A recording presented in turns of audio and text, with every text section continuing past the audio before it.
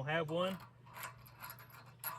you can still make this work. We're going to install that right now. I'm gonna let you see me do it.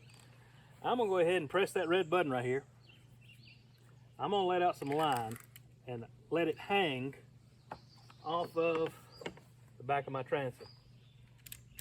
I'm gonna then open this up, exposing the area where I can put the bolt through.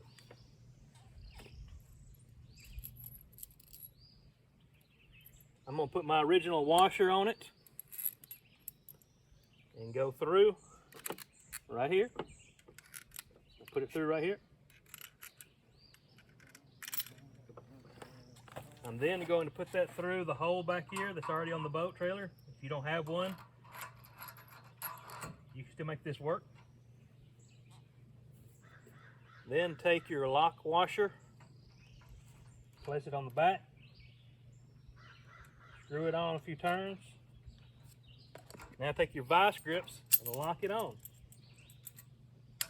Once you have that locked on, and you've got this open all the way, you can take your 1/2 inch